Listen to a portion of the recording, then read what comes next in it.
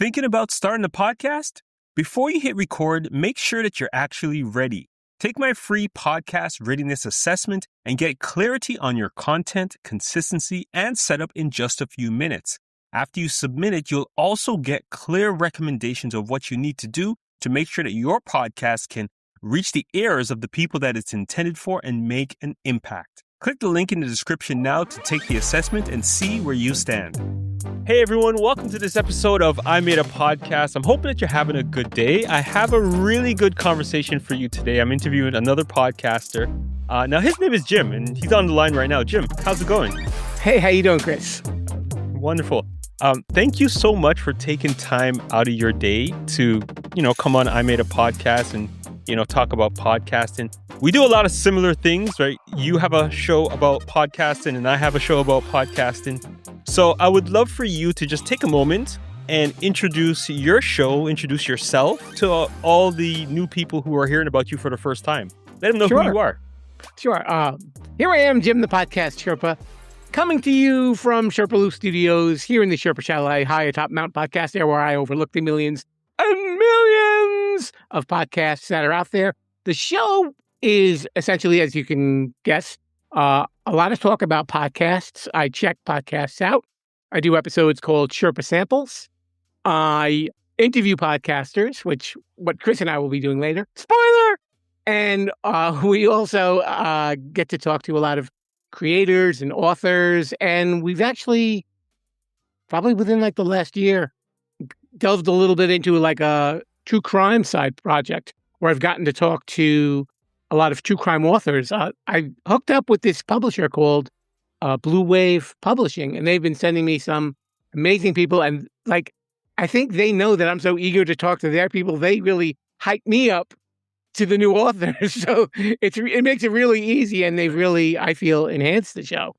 Nice. Wonderful. Yeah, this is great. So it is true crime. This is like a new direction that you're kind of taking your show to talk about true crime podcasts or authors, I guess. And yeah, it's going to be like a part of the show. A part of the show. Not all of them are true crime podcasters. Just some of them are just authors. Some of them have just written their first book. And I've been talking to authors and actors and singers all along anyway. So this was, like I said, a worthwhile addition to the show. Wonderful. Okay, so you're known as Jim, the podcast Sherpa, right? Where did that name come from? Give me the backstory. Where did that name come from? Sure. It's really simple. Well, I think I can tell you how I got into podcasting and then kind of delve into there. Would that be okay? Yeah, absolutely. That's perfectly fine. Okay. Well, the reason why I got into podcasting was death.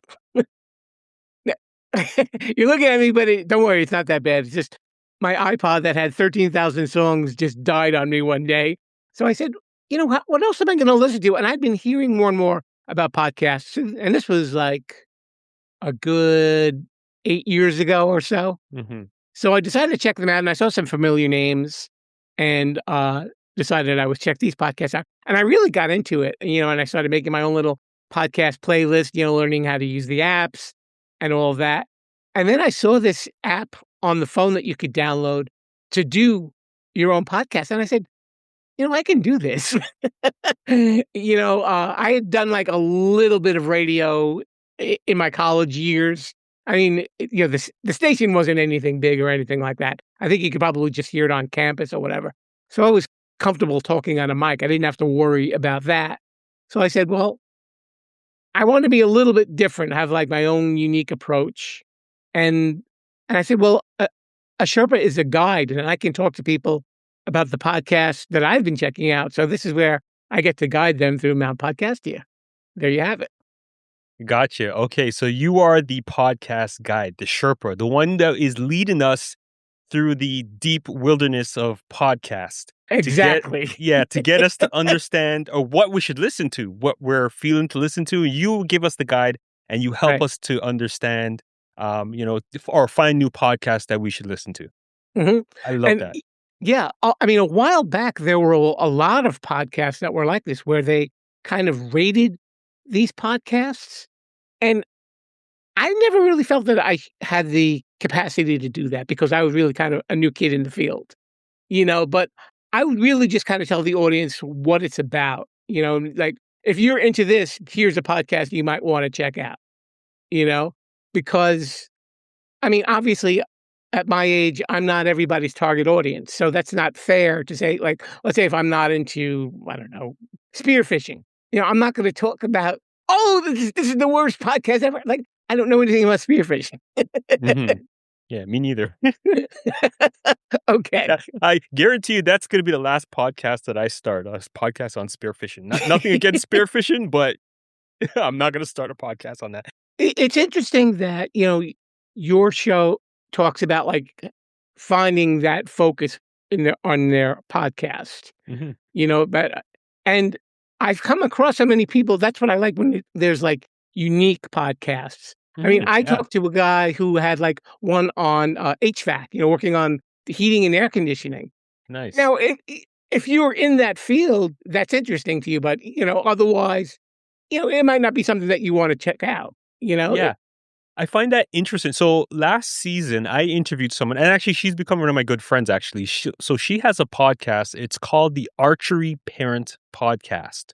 okay, Right? So we talk about niche, but not only like if you just listen to the name, it's the Archery Parent Podcast. And when I interviewed her, I dived into it to understand what her podcast was about.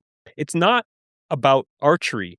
It's about the parents of young archers sure, and how to equip and help the parents to guide their kids in that sport of archery so that they can excel and do well at tournaments, etc., etc. So hmm her podcast is very specific. It's like a niche, as if archery wasn't like a small enough niche. She even niched even further down to only speak to the parents, and she's doing great with her podcast. So right, to your point, HVAC, I mean, yes, it's a very, limited, area, that a limited amount of people who would be interested in a podcast like that. But at the same time, the people who that podcast is made for will probably be subscribers and be waiting for every single episode when it drops, right? And it's just exactly. amazing, when you can niche down and get and speak to your direct person that your podcast is made for. It's just an amazing thing, and I would encourage everybody to actually, at least have like a ideal listener, in mind when hmm they're doing their podcast.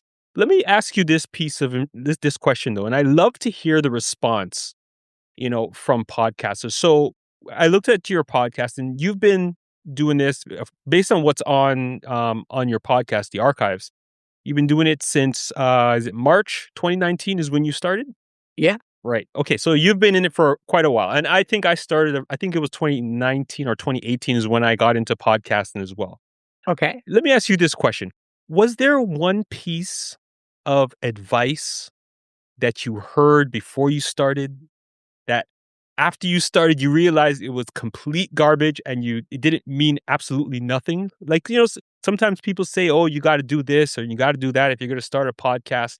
But then you started and realized that it is absolute trash, that advice. Was there anything that you heard from that perspective? Uh, hmm.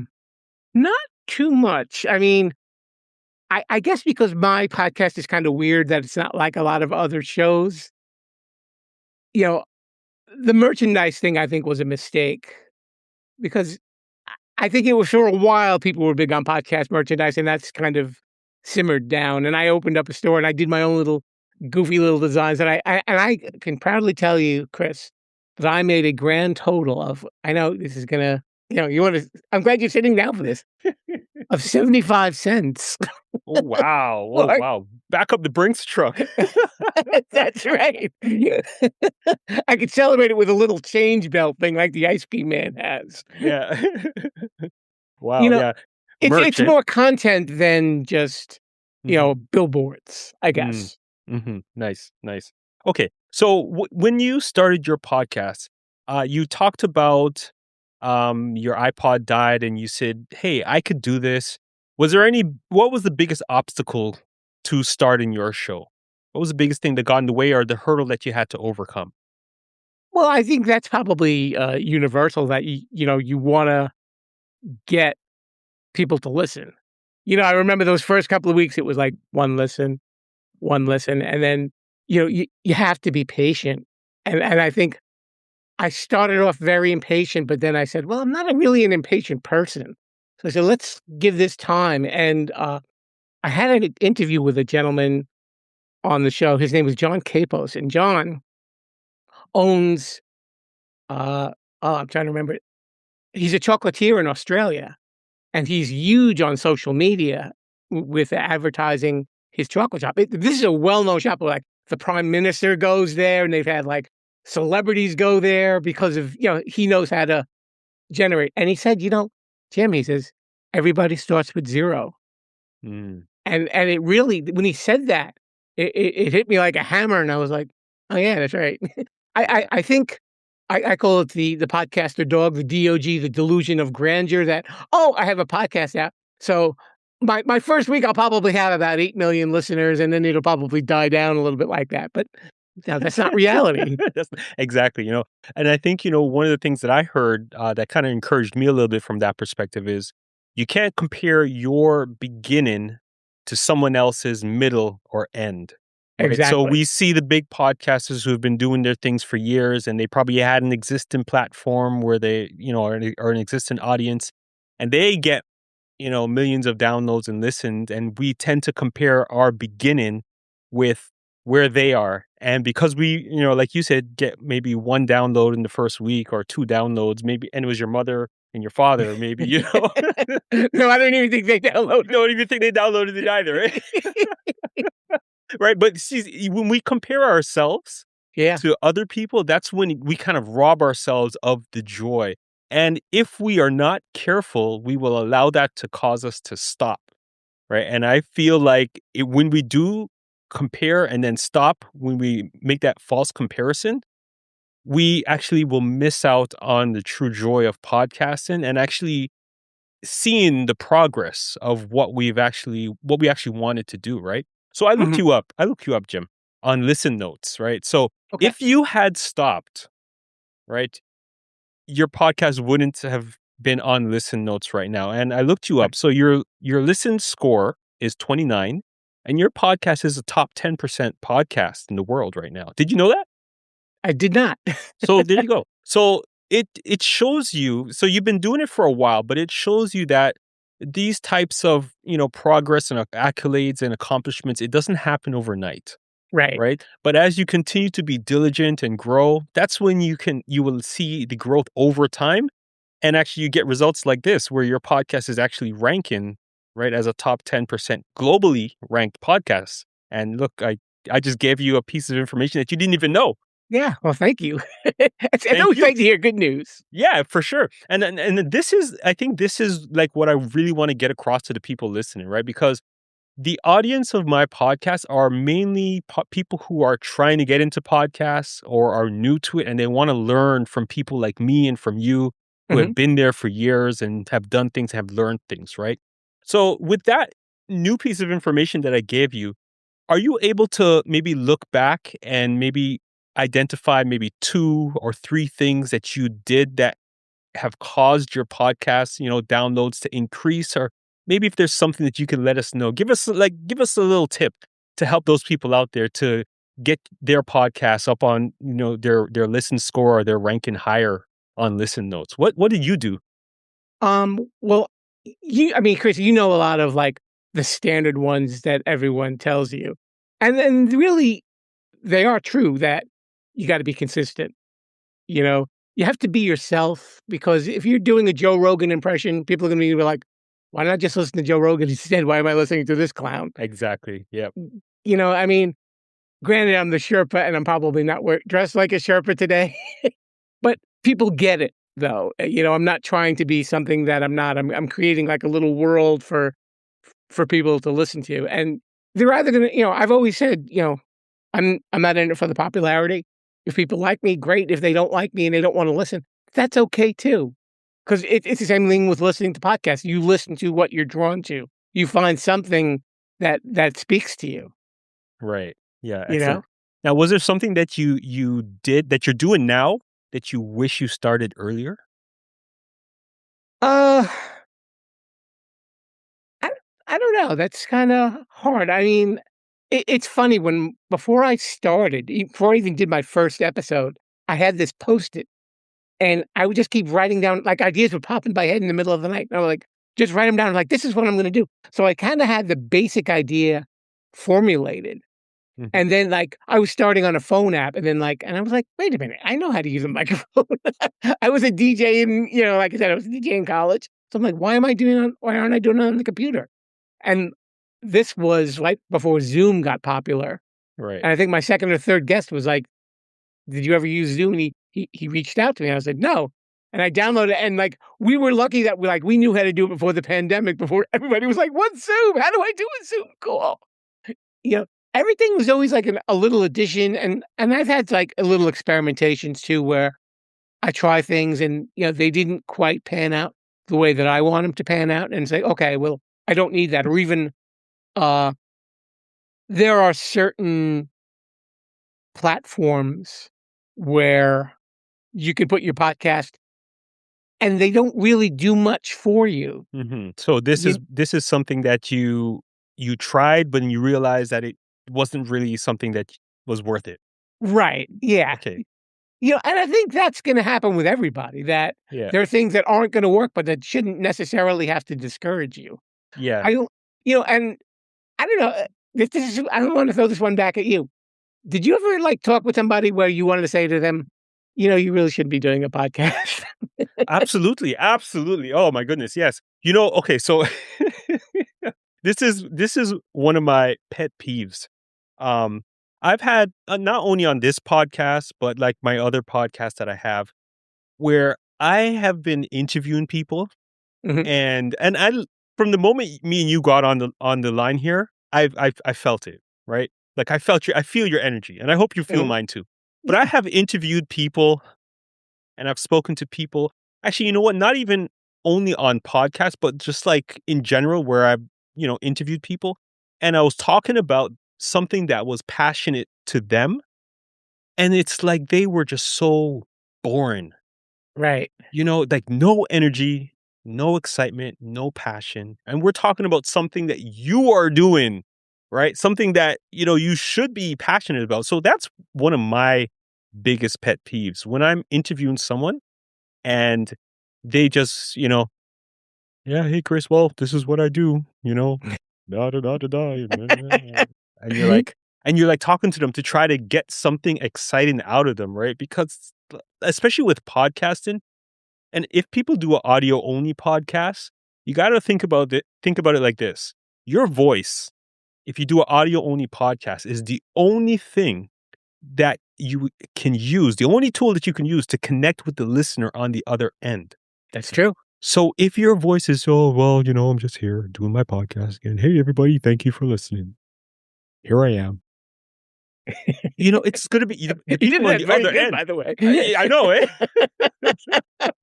The people on the other end are just going to be like, why do I want to endure this for 20, 30 minutes, an Right. hour even, who's going to want to listen to that, right? Yeah. We as podcasters, I feel like we need to learn how to use our voice, the tone, the pace, right? And the inflections that we use when we are speaking.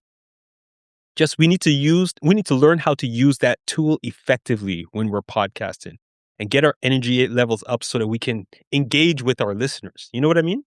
Right. Enthusiasm has to be contagious. Absolutely. And it Yeah. is. It is. When Yeah. you get on a line with someone else and they're enthusiastic about what they're doing, you feel it, Mhm. right? You want to listen to them. You want to connect with them. But when someone is not enthusiastic, no energy, no passion, it's just like, do I want to be here? I rather, stick toothpicks in my eyes, or my ears, or you know what I mean? Yeah. But yeah, so thank you for turning that around on me. And this is what I love about when I interview podcasters who interview podcasters. It always works out where I am asking the questions, but that somewhere along the conversation, it gets turned back around on me where I have to answer the question, Yeah. so I'm sure because you probably hear a lot, when if people wanted your advice or whatever, they're going to say, well, what about this? What should I do this? And, and so on Mhm. and so forth. Oh, for sure, yeah. Now, one of the other things that people ask me a lot about is in terms of like promotion, Mhm. right? What's the best way to get the word out, to get people to listen, to get people to download and follow and whatnot?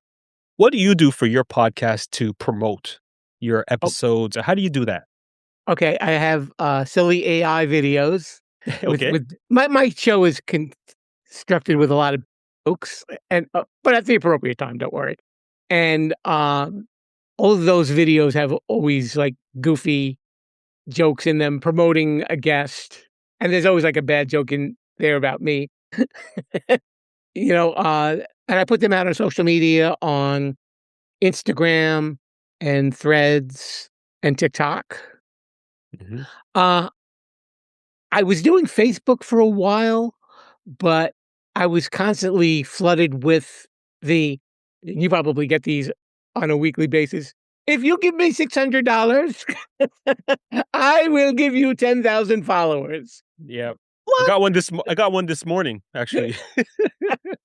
With Facebook, I think they were fighting against each other. There were so many of them, and I was just like, "Let me just get rid of this." It's it was just such an annoyance, and it wasn't really growing. That was what I would really love. I mean, more engagement from the listeners and stuff like that. People are checking it out, but I'd like to hear some feedback. Mhm. You know, Yeah, for sure. sometimes you get the occasional comment, but it's like, okay, you can say more. It's okay, even Yeah. if it's something bad. Say it. Yeah, yeah. Excellent, excellent. Yeah. Now you touched on AI a second ago. Uh huh. What's your perspective on AI? Do you use it? How often? How much do you use it for your podcast? And how do you use it? Okay. The AI that I use is just for the intros and the outros. You know, there are some companies that I've used to do little voiceover parts, but some of them I kind of did on my own because it does get expensive. Or if you're not making massive amounts of money with Mhm. your podcast, and it's a little bit cheaper to use it. Uh I had actually had a little fight with my podcast provider, who were very nice about it, but they said, if you're using any sort of AI, you have to put a disclaimer on your podcast. Oh, okay. And I said, "Well, it doesn't really change the nature of the podcast because I would never use AI in, like, say, when I'm interviewing you. It's Right. just you and I having a conversation. It's just the bad jokes at the beginning of the show and then maybe like this, stuff at the end saying, "Oh, listen here and do that." And that's it. There's no altering of reality or anything like that. Mm. I actually created an AI podcast last year called Fake People Real Trivia. And it was actual trivia, and I would research it, and I would use the programs where you could use an AI voice. But I mean, it's acknowledged as an AI podcast. It's not hiding. It's funny that you bring that up too, because I'm just thinking when I did my Sherpa samples the last couple of months, I was checking out some horror podcasts, and I'm Okay. saying these are done by AI voices because you can tell there's not much inflection, and they're Yeah. not even acknowledging it or anything like that. I was like, that's not really good, but we're like a good spooky podcast. If you have an actual human speaker, they know how to do that intonation. It was a dark and stormy night, Right. right? Yeah. That's what you want to hear for a spooky podcast, not. And when the people ran from the woods, Just one level, one tone, right? Yeah, it's crazy. exactly. Yeah. What do you think? Like, I know this is a question that I've asked, people at like conferences and other people Mhm. who are like into technology and AI, Okay. specifically for podcasting. Where do you like? I know there's a lot of buzz around podcasting, but where do you see that technology going? Like, when in the future, how much years from now do you think they're going to get this AI voice down so that it can actually match or have vocal inflection at the right point in a Mhm. sentence? Do you think it will get there? Maybe what, 2 years, 5 years, 10 years? What's your opinion on that? Uh, I think a safe bet is probably 2 to 5. Mm, They don't have those robotic voices anymore, if you notice. And there are certain, websites where I had one where you could use Burt Reynolds' voice, and I used it for an intro. oh, And nice. and I'm obviously, Burt Reynolds has been dead for a number of years, Yeah. and I actually that was part of the joke in the And the agent's like, well, I've been dead for 7 years, but my manager told me that this was a good idea, stuff like that. So they are getting close, and people really have to be careful too. I think as long as you know that it's AI, it's fine. It's not going to harm anybody. Hmm. When it gets to the point where it's altering your reality and it's making you think certain things that really don't exist, then we've got a problem. Yeah, yeah. I have one more question on that for Sure. you. So I've talked to some other podcasters about this and they've given me their perspective on it. So the technology for voice cloning. So this is when you Hmm. have your own voice and you clone it Right. so that you can do like just write a script and then do like a text to speech type of thing in your own voice.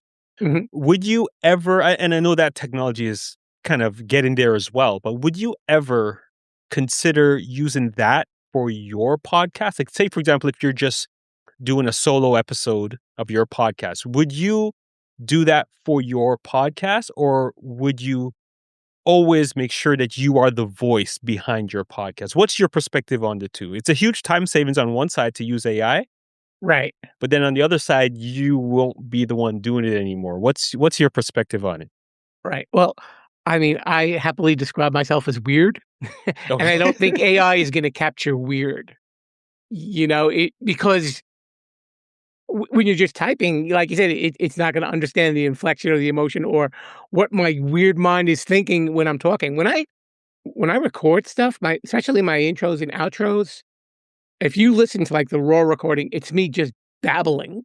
Right. I don't have a script in front of me. I stopped using scripts after like I think my fourth or fifth episode. I was like, why am I using a script? I can talk, and AI is never going to capture that.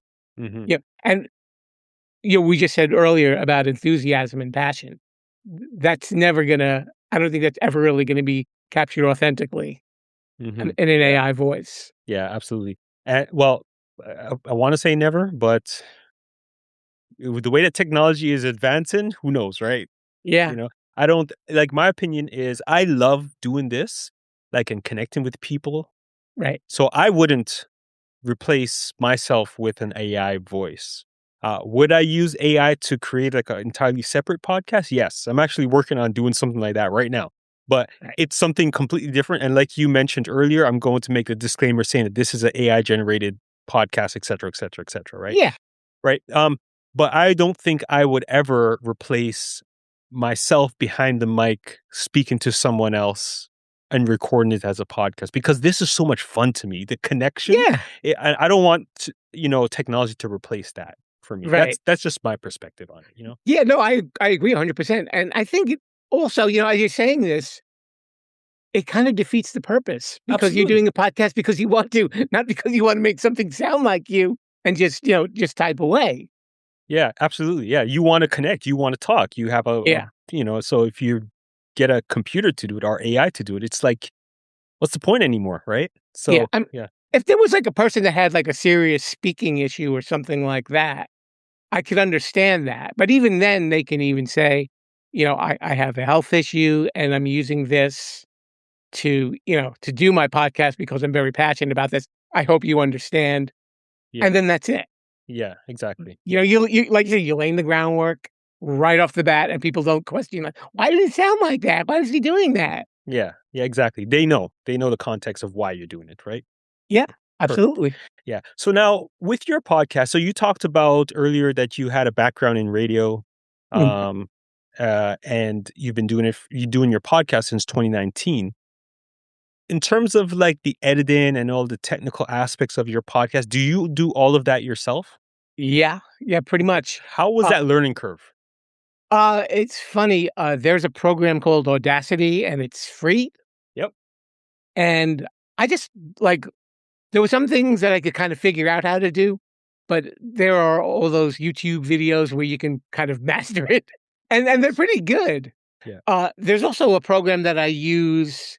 Uh, it is called Orphonic.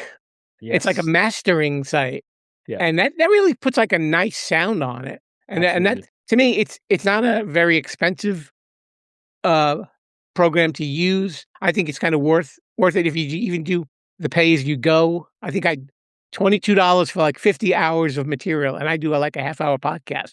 So that lasts me a long time, and and you get a nice sound after everything is done. It takes all the hissing and the humming and all the things that drive other people crazy.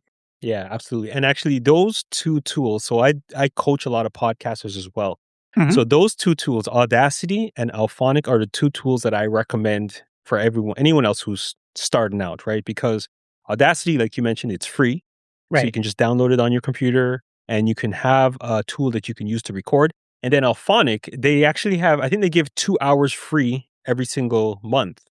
So you can actually get started with your podcast and start to use Alphonic. And you're right, it cleans up the sound like so much, and it brings the quality of your audio up, right? Because Right. one of my pet peeves is bad audio with podcasts. Yeah. So like if I hear anything with bad audio, I can't listen to it. So I always recommend people to make sure you have a quality microphone and you're recording properly in a quiet place where the audio is perfect. And if you don't have, those things in place, use a tool like Alphonic because it will clean up your audio so that the sound comes across like perfectly.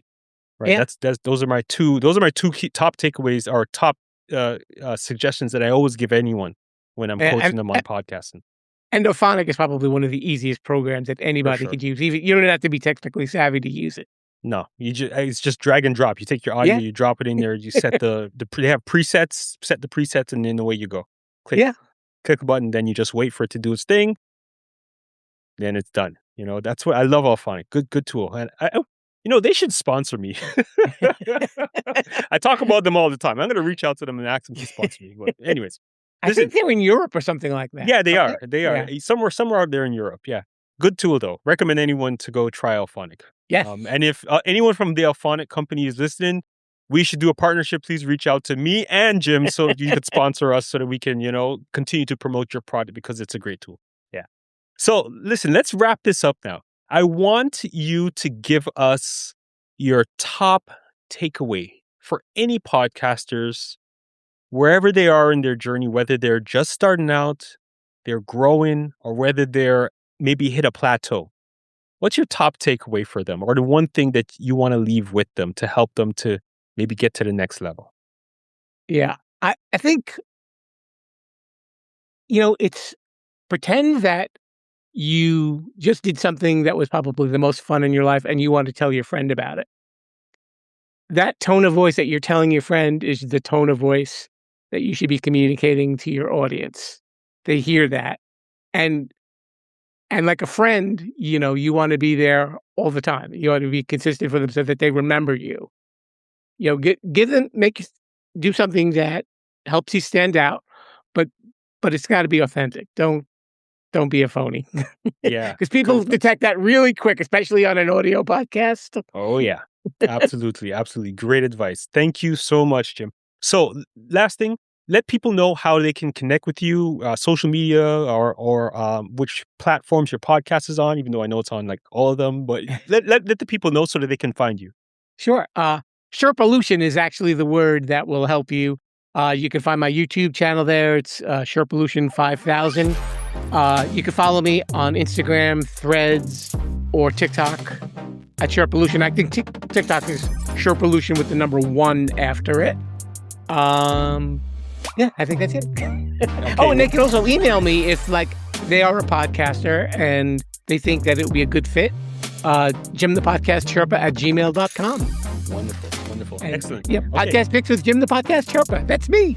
Yeah. So what I'm going to do, I'm going to put all of the links for you down below so that people can click on the links and just go directly to you, because I think there's a lot of overlap with our audiences, right? Because I make a show about podcasts and so do you. So everyone, thank you for tuning into this episode of I Made a Podcast. I hope you learned something today from this conversation that I had with Jim. And like I end up every single episode, remember that the best time to start a podcast was 10 years ago, and the second best time is right now. So go ahead and make it happen. And I'll see you next week on I Made a Podcast. Peace.